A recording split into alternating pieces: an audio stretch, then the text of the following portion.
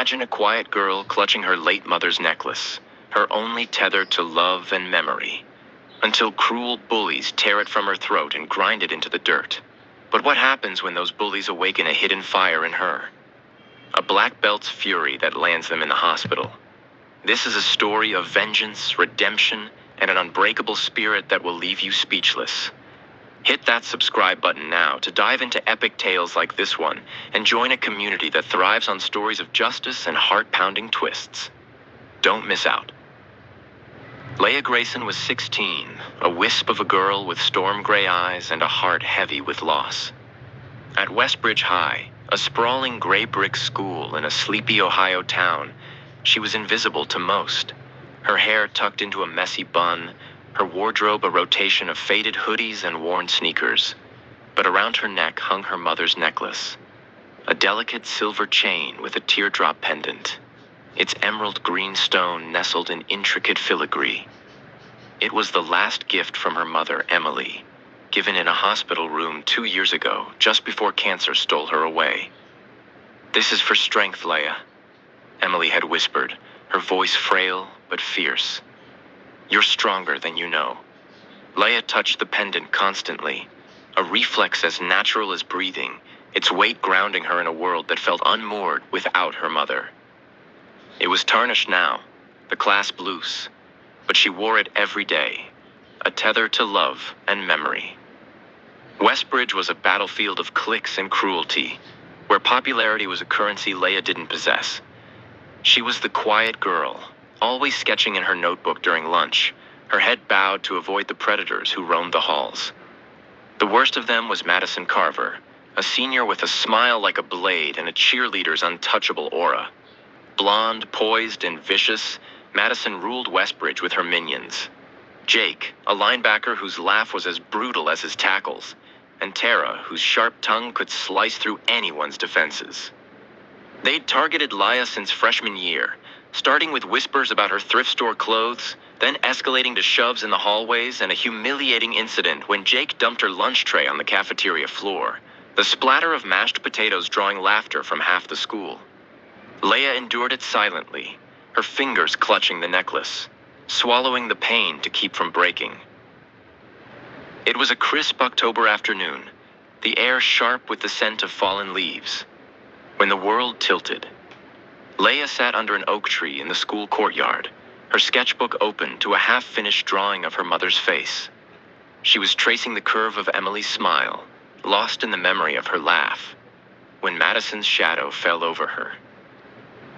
"Drawing your mommy again, Grayson?" Madison's voice dripped with mockery, her blue eyes glinting. Leah's stomach knotted, but she kept her head down, praying they'd move on. They didn't. Jake snatched her sketchbook, flipping through it with a sneer. "This is garbage," he said, tossing it to Tara, who ripped out a page and crumpled it into a ball. Leah's chest tightened, but it was Madison's next move that stopped her heart. "That ugly necklace again?" Madison said, stepping closer.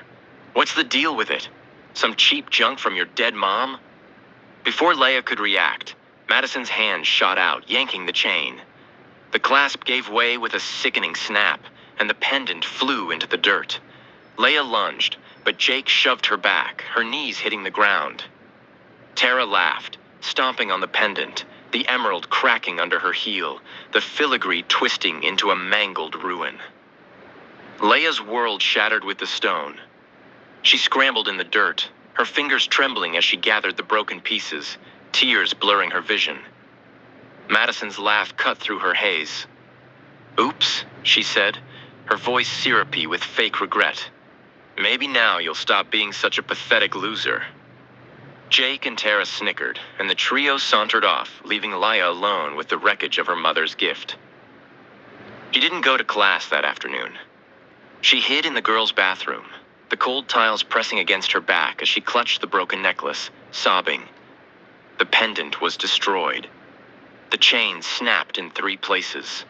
The emerald fractured like her heart. It wasn't just jewelry. It was her mother's promise, her love, her strength. Losing it felt like losing Emily all over again. But something else stirred in Leah. something she'd buried beneath her grief. Rage, not the fleeting kind that fades with tears, but a deep, molten fury that burned hotter with every second she stared at the broken pendant. She'd taken their cruelty for years, stayed quiet, stayed small, because that's what kept her safe. But this was a line crossed, a wound too deep to ignore. Leia wasn't just the quiet girl with sad eyes. She was a black belt in Taekwondo, trained since she was 6 by her Uncle Ray, a former Marine who ran a dojo in the next town over. Her father, a long-haul trucker, was gone for weeks at a time, and after Emily's death, Ray had become Leia's anchor. He taught her discipline, focus, how to channel pain into power.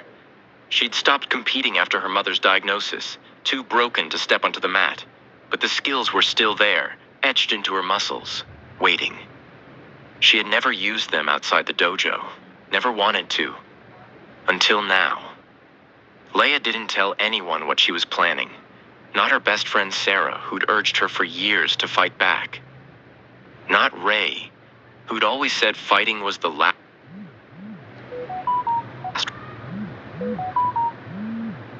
resort. This was her battle, and she would fight it alone. She knotted the broken chain around her neck, wearing it like a scar, a reminder of what they had taken from her. The next day, she walked into Westbridge with a different energy, one that radiated from her every step. Madison noticed immediately, her eyes narrowing in the hallway. "Still wearing that trash?" she taunted, her voice carrying, meant for the crowd. Leia didn't flinch. She met Madison's gaze, steady and unyielding. "You'll regret that," she said quietly, her words slicing through the noise. For a moment, a flicker of unease crossed Madison's perfect face, and for the first time, Leia saw it. Fear. It was small, but it was there, and it fueled her. Leia spent the next week watching them, studying their patterns like a tactician. Madison's cheer practices ran late on Tuesdays and Thursdays. Jake lingered in the weight room after school, and Tara sneaked behind the gym to vape between classes. Leia wasn't reckless. She knew she couldn't take them all at once. She didn't want a public brawl. She wanted justice, precise and undeniable. The school wouldn't help her. Principal Harrow was notorious for protecting the popular kids, especially athletes like Jake and cheerleaders like Madison.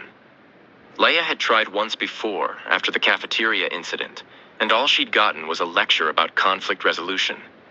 So she planned, and she waited, her anger honing her focus to a blade.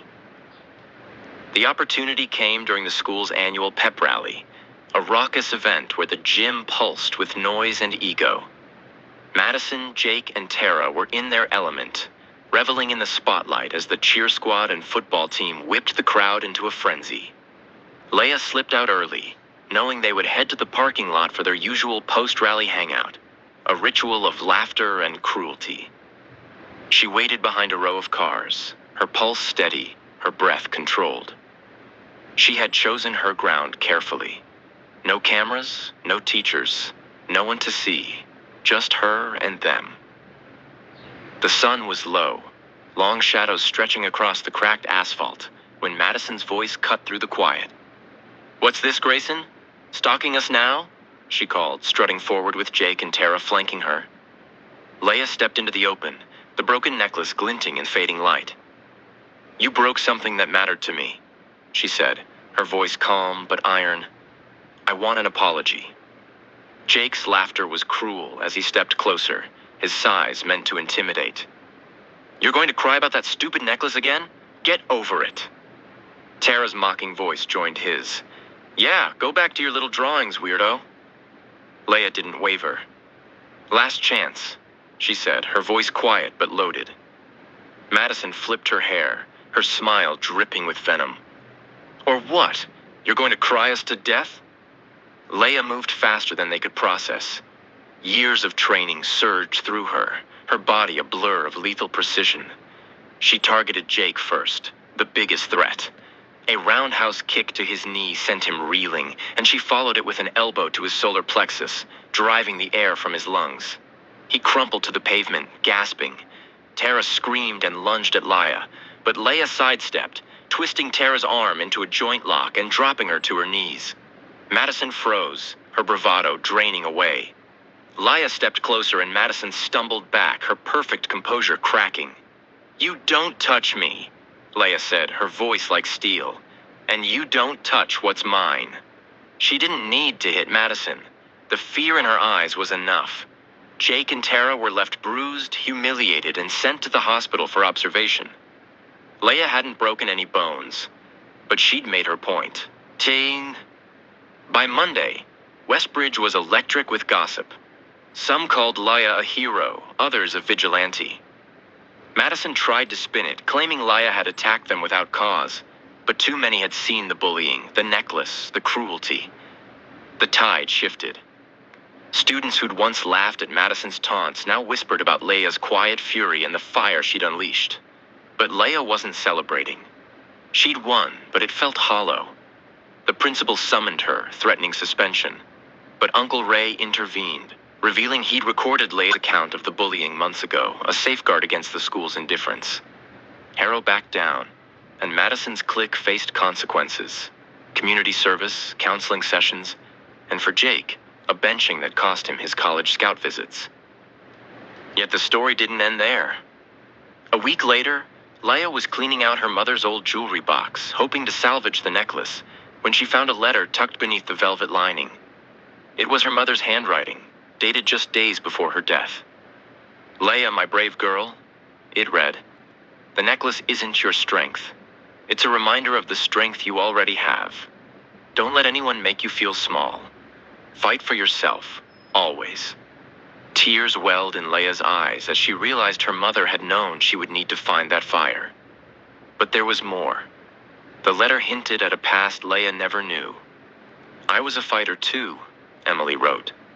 "Not just in spirit, but on the mat. Ask Ray about the dojo days."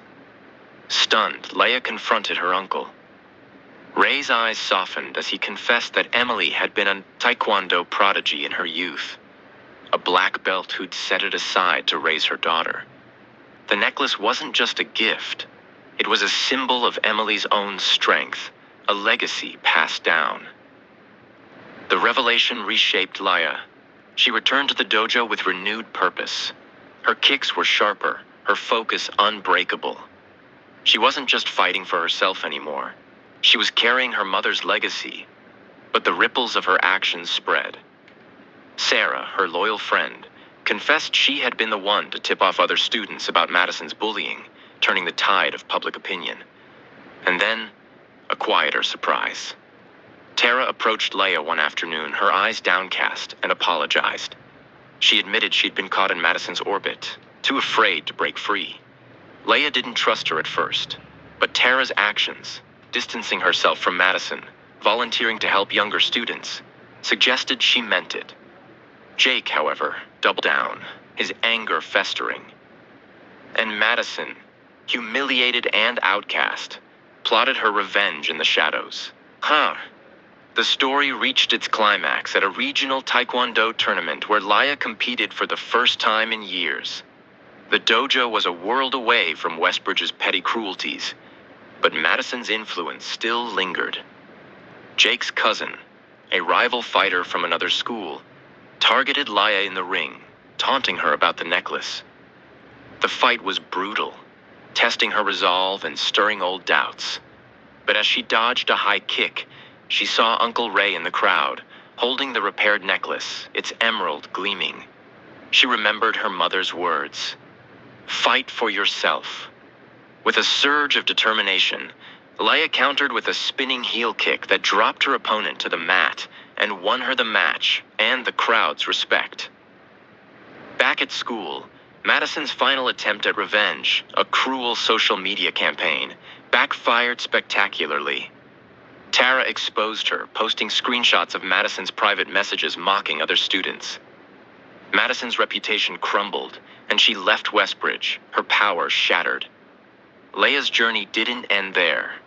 She grew into a quiet legend, not just at school, but in the dojo, where she began mentoring younger fighters. The necklace, now repaired and reset, hung around her neck. a symbol of her mother's love and her own resilience. She faced new challenges: a rival dojo member who tested her limits, a betrayal by a teammate who leaked her strategies, the weight of her father's absence. But each one only made her stronger. Westbridge itself began to change, the culture shifting as kids like Laya stood taller, inspired by the girl who fought back. And through it all, her mother's letter stayed with her, tucked into the jewelry box, a reminder that real strength wasn't just in her fists, but in her heart.